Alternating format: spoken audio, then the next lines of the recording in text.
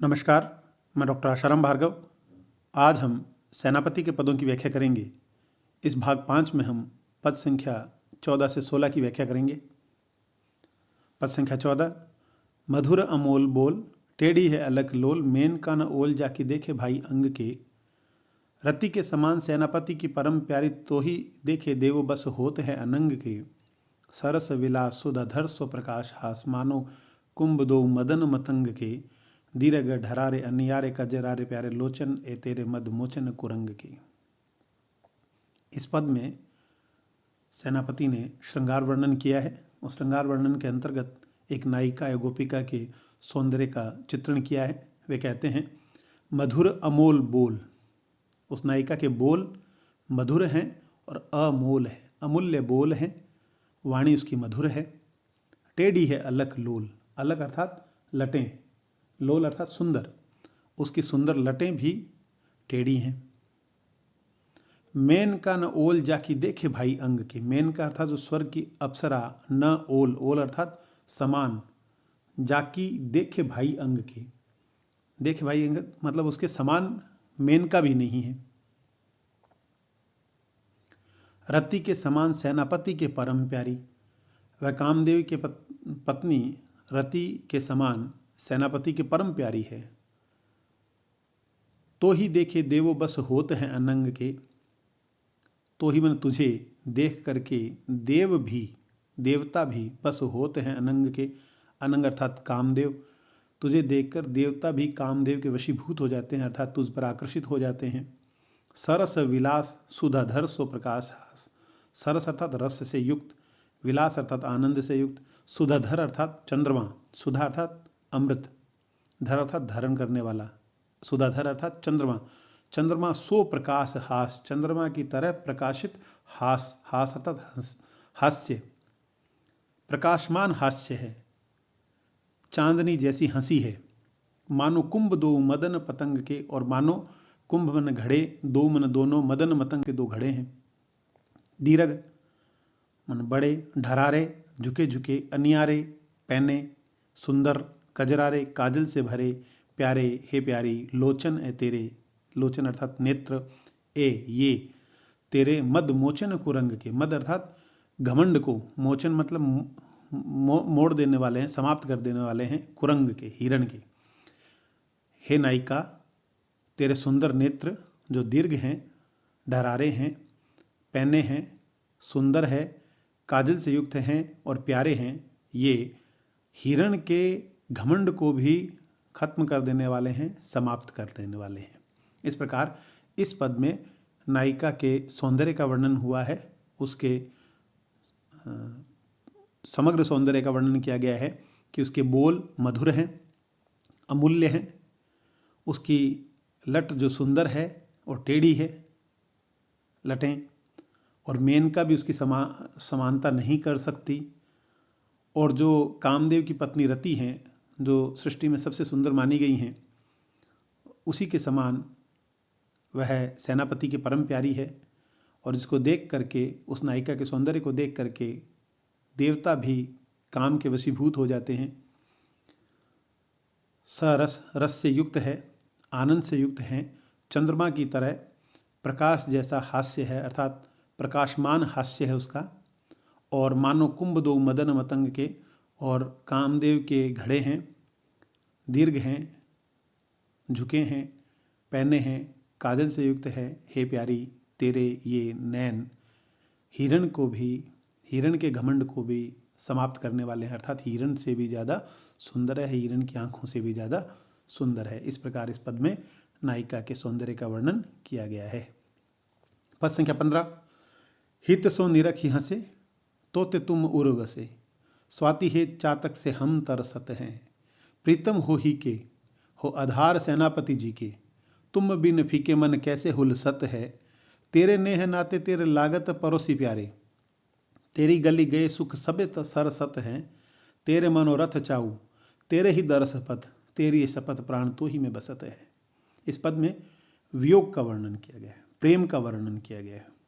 किस प्रकार गोपिका श्री कृष्ण के रूप में आसक्त होकर, प्रेम में आसक्त होकर श्री कृष्ण को कहती है कि हित सो निरखी हंसे। हित सो अर्थात प्रेम से, निरखी मैंने देख करके हंसे। जब आप मेरी तरफ प्रेम से देख कर हंसे, तोते तुम उर बसे। तो तब, तैं, से, तब से ही तुम उर में बस गए हो, हृदय में बस गए हो। श्री कृष्ण आपने जब मेरी तरफ देखा, देख कर हंसे, प्रेम से देख कर हंसे, तब से ही आप मेरे हृदय में बस गए हो। और स्वाति हेत, स्वाति के प्रेम से जैसे चातक से हम तरसते हैं। चातक पक्षी जिस प्रकार स्वाति के बूंद के लिए, स्वाति के पानी की बूंद के लिए तरसता रहता है, बादलों को देखता रहता है, उसी प्रकार हे कृष्ण हम आपके दर्शन के प्यास में तरसते हैं, तरसते रहते हैं। स्वाति के हेत अर्थात प्रेम में जैसे चातक तरसता है, से अर्थात समान हम तरसत हैं। स्वाति के प्रेम में चातक के समान हम तरसते हैं। स्वाति अर्थात श्री कृष्ण के प्रेम के संदर्भ में चातक जैसे वह गोपिका तरसती है। प्रीतम हो ही के, आप प्रीतम हो, प्रीतम हैं आप, ही अर्थात हृदय के, आप हृदय के प्रियतम हैं। हृदय के प्रियतम अर्थात हृदय में बसे हुए प्रियतम है। साथ ही कहते हैं हो आधार जी के, जी अर्थात मन के, जी अर्थात जीवन के, आप मेरे जीवन के आधार हो आधार सेनापति जी के। दूसरा अर्थ है कि सेनापति मुझ कवि के आप आधार हों। और एक तरफ यहाँ कि वह गोपिका कहती हो आधार जी के, आप मेरे हृदय के आधार हैं, आप मेरे जी अर्थात जीवन के आधार हैं। तुम बिन फीके मन, तो आपके बिना मेरा मन फीका है, सब कुछ फीका है आपके बिना, सब कुछ रूखा है, सूना है। तुम बिन फीके मन कैसे हुलसत है, हुलसत अर्थात उल्लास से भरना। तुम्हारे बिन मन फीका है, कैसे उल्लास से भर सकता है, कैसे प्रसन्न हो सकता है। आपके बिना यह मन प्रसन्न नहीं होता, उल्लसित नहीं होता।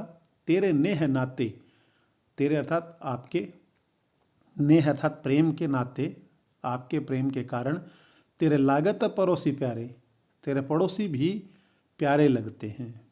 तेरे नेह नाते, तेरे प्रेम के नाते तेरे लागत पड़ोसी प्यारे, आपके पड़ोसी भी मुझे प्यारे लगते हैं। तेरी गली गए सुख सब सरसत हैं, जब तेरी गली में आते हैं, तेरी गली गए, तेरी गली में जाने पर सुख सबे, सारे सुख सरसत है। सरसत अर्थात प्रसन्न हो जाते हैं, सारे सुख व्याप्त हो जाते हैं, सारे सुखों से भर जाते हैं जब तेरी गली में जाते हैं।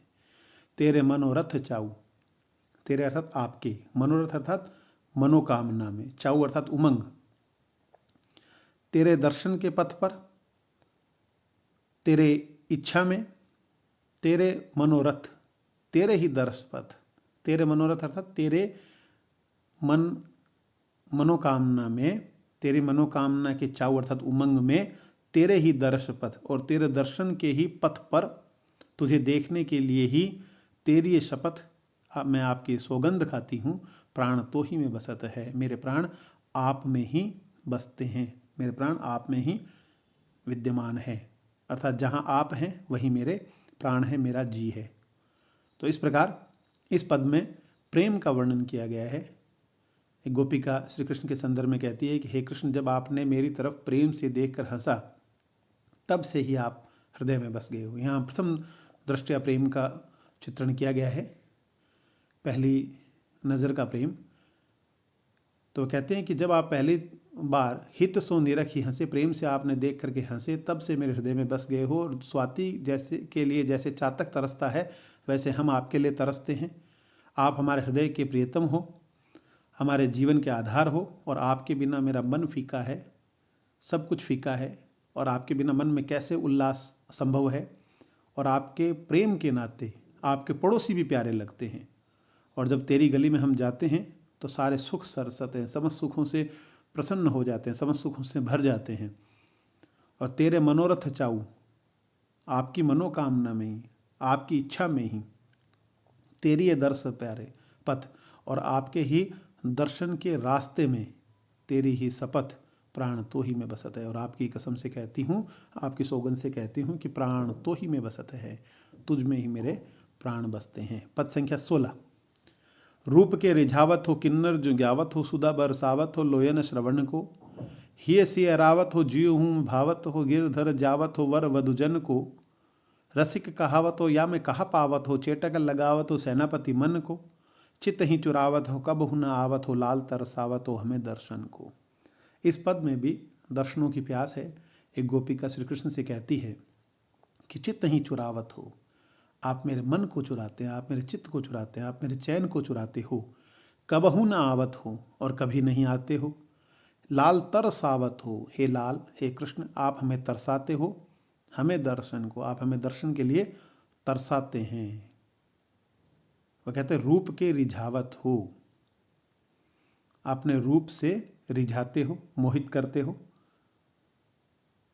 किन्नर ज्यों गावत हो, और आप गाते हो गायक जाति की तरह। सुधा बरसावत हो, अमृत बरसाते हो। लोयन श्रवण को, लोयन अर्थात नेत्रों को, श्रवण अर्थात कानों को।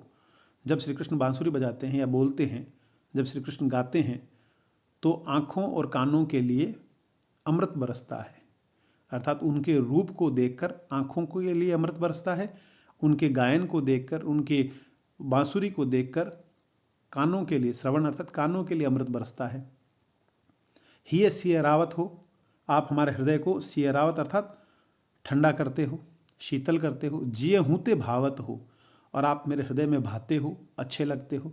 गिरधर जावत हो, हे गिरधर हे श्री कृष्ण जावत हो, जीवन देते हो, जिंदा रखते हो। वर वधुजन को, आप वर वधुजन अर्थात जब श्री कृष्ण ने पर्वत धारण किया, गोवर्धन पर्वत को धारण किया था, तो उस समय उन्होंने उन गोप गोपिकाओं के, वर वधु अर्थात गोप गोपिकाएं जो हैं, उन जन को आपने जावत हो, जीवन दिया।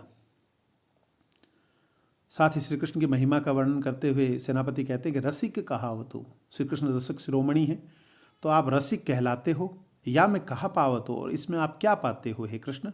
चेटक लगावत हो, चेटक अर्थात जादू, आप जादू जैसा लगा देते हो सेनापति मन को। सेनापति कहते हैं श्री कृष्ण मन को जादू सा लगा देते हैं। वह गोपिका कहती है कृष्ण को कि आप जादू सा कर देते हो। कृष्ण की बातें मोहिनी है, उनका रूप मोहित करने वाला है, इसलिए वो कहते चेटक लगावत हो सेनापति मन को।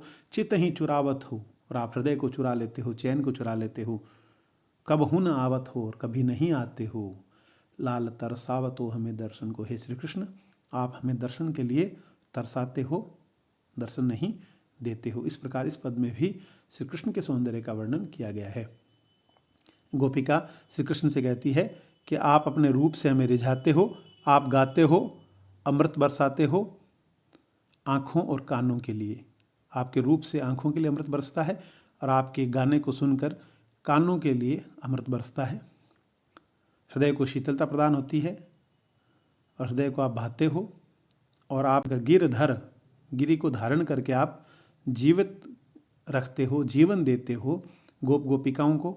आप रसिक कहलाते हो। इसमें आपको क्या मिलता है, जादू सा लगा देते हो मन को, चित्त को चुराते हो, फिर भी कभी नहीं आते हो।